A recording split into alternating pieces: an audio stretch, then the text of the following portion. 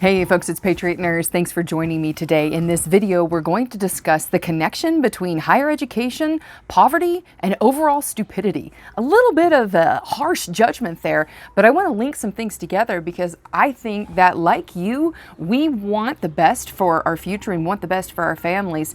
And the lie that's been sold in the United States is that if you get an education at a university, that you're guaranteed to be able to accrue net worth, and also that it's somehow going to make you a smarter, more with it person, intellectual prowess, etc.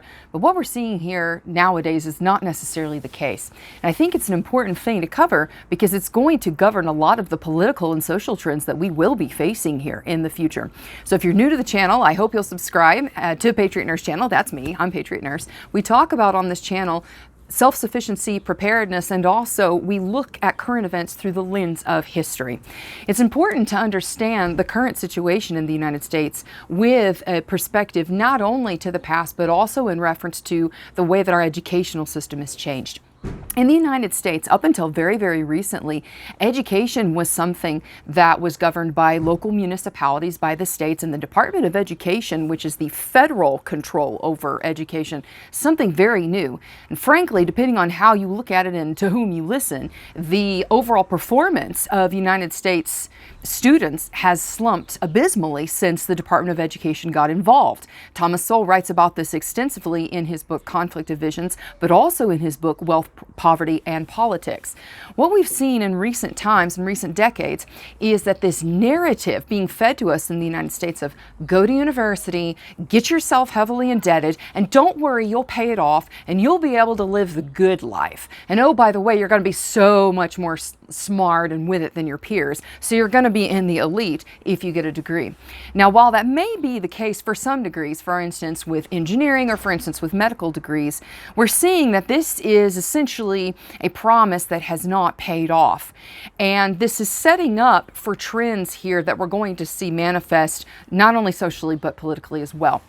So what's happened over the past several decades is that as people have been fed this lie and believed this lie, that any stamp of education is automatically an entrance to the good life, automatically an entrance into the upper middle class, bourgeoisie, whatever it is, people have been willing to leverage their future, i.e. go into debt, in order to accomplish this. So now what we're seeing here with the older millennials is that you have a very heavily debt-laden group of people who now are trying to buy homes for the first time, in some instances, start families, etc., and they are far behind and they lag far behind the net worth of their parents in many, many cases. And because of this, in light of not only recent events with the pandemic, we are setting up for some major social changes that you're going to see, I think, walk out in the next few years. So what happens when people have been fed the lie, they believe the lie, and they swallowed the lie of indebtedness equals success? Eventually, if they can't pay it off, which is what we're seeing, that many people who went to school for college education and who got the four-year bachelor degree, for which they indebted themselves anywhere between $40,000 to $100,000, they found very quickly that those degrees were not a guarantee of success, and they weren't even a guarantee of a decent paying job. And so what, of course, is the gambler's addiction narrative in the mind: keep putting more money in, keep putting more money in. And so the educational narrative was, you have a four-year degree, but that's not enough. You need a master's, you need a doctorate. So go more into debt, and that way maybe you'll get a good job in academia or something to pay off. It's not panning out for an awful lot of people. And it's interesting because when you look at, for instance, the historical way that we did education in the United States, it was not too dissimilar from the educational system that's currently in place in, for instance, Switzerland. Now, guaranteed it's different because we're obviously different people. But you see, for instance, in systems like what Switzerland has, where people are going to school, but they're starting practical things, apprenticeships, for instance, and the university path is not something that everyone is pushed toward. We used to be this way in the United States several decades ago, but even prior to that, education was always the control and purview of the parent, not the state. And when the state started getting involved, definitely after Reconstruction, in the South, but also with the Department of Education on the federal level, we start to see that people are not any better equipped, and they're certainly not happier overall. And I wouldn't say that they are on par more wealthy. And we have technology that became standardized, for instance, running water and electricity. But all in all, as far as what education is purchasing people, it's not so much as it once was. And I actually want to give a shout out to my little friends, Michael and Nehemiah and Emmanuel, who are in school right now, and even as youngsters and teenagers, they are pursuing and on the path to pursue apprenticeships before university.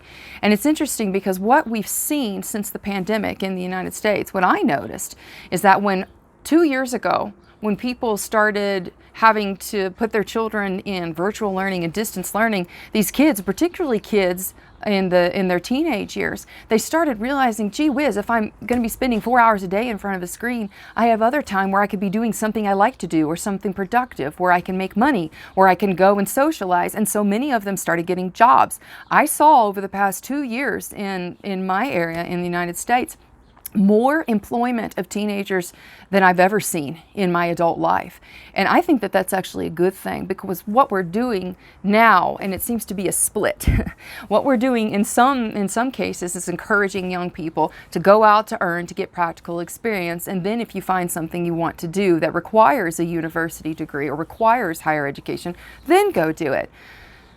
But I think setting up people for failure by telling them to indebt themselves in the hopes of getting some kind of abstract idealism that will convert into numbers in a bank account, I think we're really setting people up for failure and doing a disservice to our young folks overall. Where does this plug in politically and socially?